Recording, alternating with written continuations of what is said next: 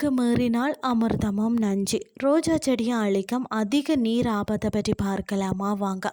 உலகம் முழுவதும் மிகவும் விரும்பப்படக்கூடிய மலர்களில் ரோஜாவுக்கு தனி இடம் இருக்கிறதுன்னு தான் சொல்லணும்.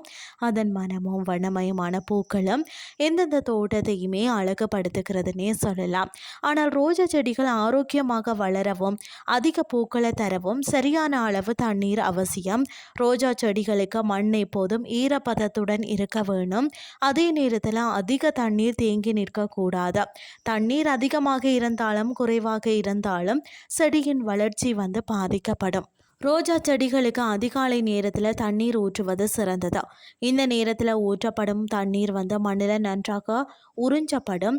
மேலும் இலைகளில் படிந்திருக்கும் ஈரம் சூரிய ஒளியால் விரைவாக காய்ந்துவிடும்.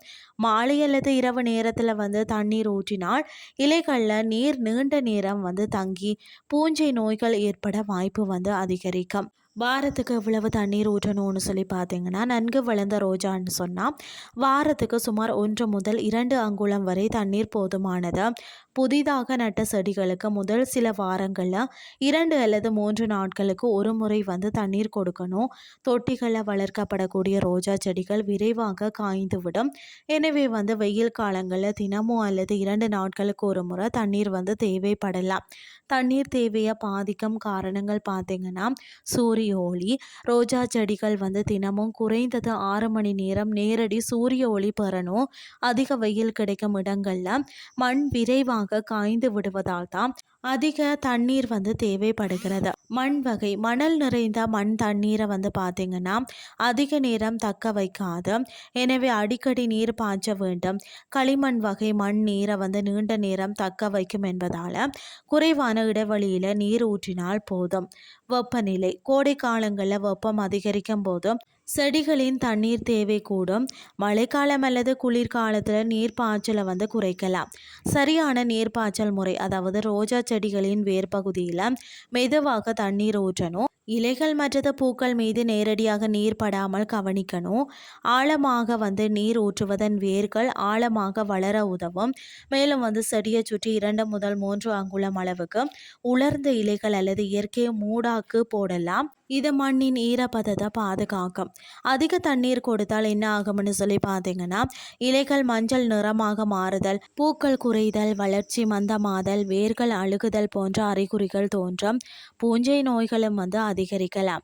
தண்ணீர் குறைந்தால் என்ன ஆகும்னு சொல்லி பார்த்தீங்கன்னா, இலைகள் வாடி உதிரும், பூ மொட்டுக்கள் உதிரலாம், மண் வெடித்து காய்ந்து போகும். கடுமையான வெயிலில் இலைகள் கருகியது போல தோன்றும். அதிக மொட்டுக்கள் பெற சரியான உரமிடல். ரோஜா செடியில் அதிக மொட்டுக்கள் உருவாகணும்னு சொன்னால் சத்துக்கள் நிறைந்த மண் மிகவும் அவசியம். மாதத்துக்கு ஒரு முறை நன்கு மக்கிய தொழு உரம், மண்புழு உரம் அல்லது இயற்கை கம்போஸ்ட் சேர்ப்பது செடியின் வளர்ச்சியை ஊக்குவிக்கும். பூக்கும் காலங்களில் பார்த்தீங்கன்னா பாஸ்பரஸ் மற்றும் பொட்டாசியம் நிறைந்த உரங்களை அளவாக கொடுத்தால் புதிய மொட்டுக்கள் அதிகமாக தோன்றும். மேலும் காய்ந்த பூக்களை உடனுக்குடன் அகற்றுவதால் செடியில் புதிய பூ மொட்டுக்களை உருவாக்க தனது சக்தியை பயன்படுத்துமா. வெயில் நீர் மற்றது கவாத்து அவசியம். பார்த்தீங்கன்னா ரோஜா செடிகளுக்கு தினமும் குறைந்தது 6 மணி நேரம் நேரடி சூரிய ஒளி கிடைக்கணும். போதுமான வெயில் இல்லைன்னு சொன்னால் மொட்டுக்கள் குறையும். மண் எப்போதும் ஈரப்பதத்துடன் இருக்கும்படி தண்ணீர் வழங்கணும். ஆனால் நீர் தேங்கி நிற்கக்கூடாது. அது மட்டும் இல்லாமல் அதே போல் பழைய நோயுற்ற மற்றது உள்நோக்கி வளரக்கூடிய கிளைகளை அவ்வப்போது கவாத்து செய்வது புதிய கிளைகள் வளர உதவும். புதிய கிளைகளில் தான் அதிக அளவில் மொட்டுக்களும் மலர்களும் உருவாகும் என்றதால் முறையான கவாத்து ரோஜா செடியில் பூப்பிடிப்பை பல மடங்கு அதிகரிக்கும்னே சொல்லலாம். ரோஜா செடிகளின் அழகும் ஆரோக்கியமும் சரியான நீர்ப்பாய்ச்சலில் தான் இருக்கிறது. மண்ணின் ஈரப்பதத்தை அவ்வப்போது பரிசோதித்து தேவையான அளவு தண்ணீரை வழங்கினாலே ஆண்டு முழுவதும் செழிப்பான மலர்களை ரசிக்கலாம். அளவுக்கு மீறினால் அமிர்தமும் நஞ்சு என்ற பழமொழி போல தான் ரோஜாவிற்கும் தண்ணீர் அளவாக வழங்குவதே வெற்றிகரமான தோட்டக்கலையின் ரகசியமாகும். இன்றைய கிறிஸ்டி உங்களுக்கு பிரயோசனமாக அமைஞ்சிருக்கும்னு சொல்லி நான் நம்புகிறேன். இதே மாதிரி மற்றொரு கிறிஸ்டியின் வேலை உங்களை சந்திக்கிறேன். நன்றி.